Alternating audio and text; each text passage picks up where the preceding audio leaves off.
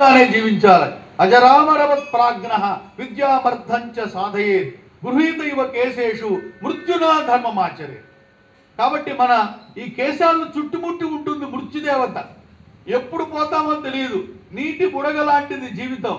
ఆ బుడగలా కనిపిస్తుంది, తప్పని పేలుతుంది ఎప్పుడు. కాబట్టి ఉన్నంతకాలం ఏం చేయాలి? ధర్మాన్ని ఆచరించాలి. కాబట్టి మనం ఒక దివ్యమైన క్షేత్రంలో ఉన్నాం. ఇది కంచి కామకోటి పీఠం. కంచి కామకోటి పీఠాధిపతులు స్వామివారు విజయయాత్ర చేస్తున్నారు. దేశమంతా తిరిగారు, అయోధ్య వెళ్ళొచ్చారు. ప్రతిష్ఠ ముందు చక్కగా స్వామివారు అక్కడ కావలసినటువంటి జపాలు తపాలు హోమాలు నిర్వహించారు. అద్భుతంగా అయోధ్యలో నిర్మాణం జరిగింది. రామచంద్రమూర్తి ప్రతిష్ఠ జరిగింది. అట్లాగే స్వామివారు వేద పాఠశాల నెలకొల్పుతున్నారు. పురాణాలను గౌరవిస్తున్నారు, శాస్త్ర పండితులను గౌరవిస్తున్నారు. భారతీయ ధర్మాన్ని నిలబెట్టడం కోసం విజయయాత్ర చేస్తూ స్వామివారు ధర్మ ప్రచారం చేస్తున్నారు. కాబట్టి ఇలాంటి క్షేత్రంలో స్వామివారిని తలుచుకోవడం ద్వారా ధర్మం యొక్క విలువను తెలుసుకోవాలి. ధార్మిక జీవనాన్ని మనం గడపాలి. ఇలాంటి ధార్మిక ప్రవృత్తి ఉంటే మీ జీవితానికి నివృత్తి. ప్రవృత్తి నివృత్తి భగవద్గీతలో కనిపించేవారు ఉండే. అందువల్ల దాన్ని మనం అర్థం చేసుకోవాలి. కాబట్టి ఈ సృష్టిలో ఉన్నవన్నీ ఒకటే.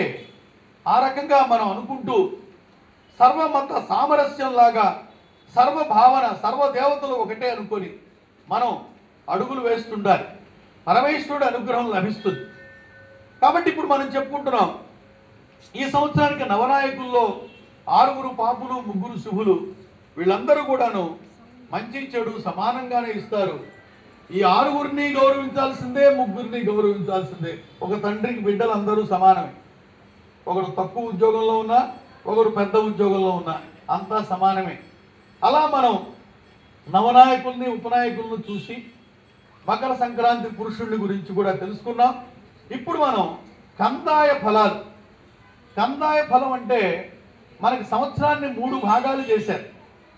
సంవత్సరం అంటే 12 నెలలు. 12 నెలలు 3 4 12. ఒక్కొక్క భాగానికి 4 నెలలు లెక్క చెప్పి 3 భాగాలు చేసి 3 భాగాల్లో ఫలితం చెప్పారు. ఈ ఫలితము వివిధ నక్షత్రాలకు ఎలా ఉంటుందో చెప్పే ముందు మీ అందరికీ ఒక సూచన చేస్తున్నా.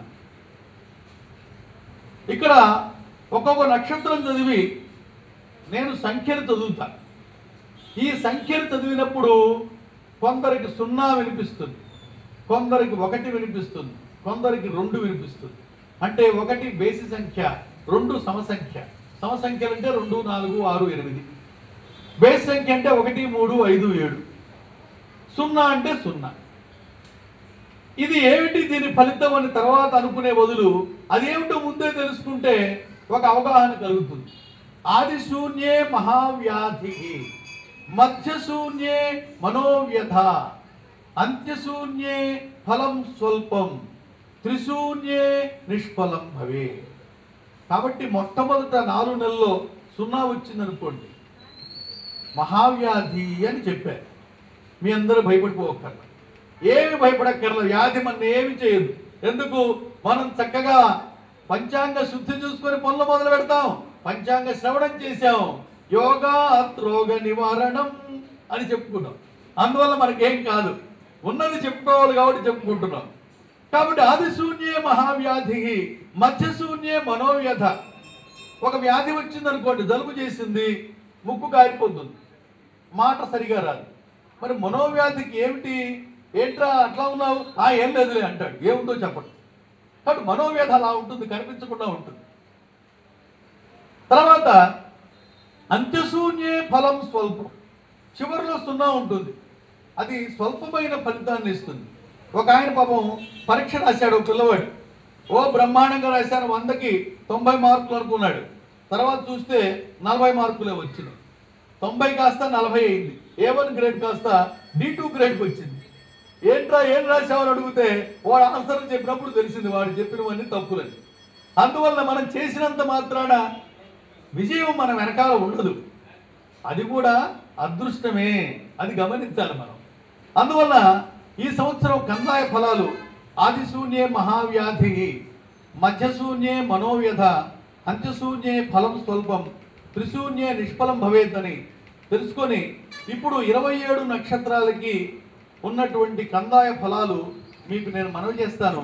అందరూ శ్రద్ధగా వినాల్సిందిగా కోరుతున్నాను.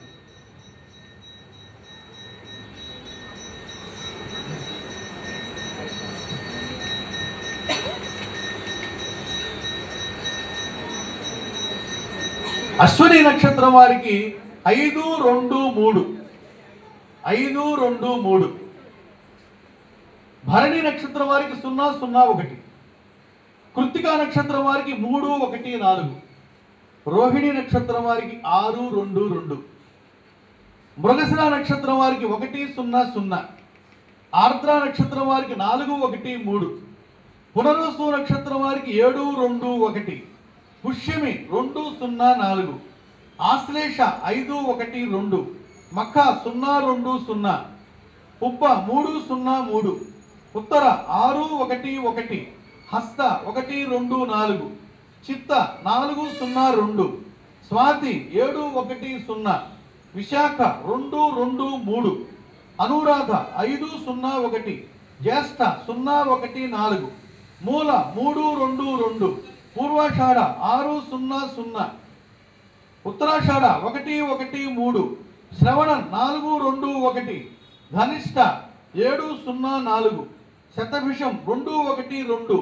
పూర్వభాద్ర 5, 2, 0. ఉత్తరాభాద్ర 0, 0, 3. రేవతి 3, 1, 1. ఇవి కందాయ ఫలాలు. ఇక ఆదాయ వ్యయాలు రాజపూజ్య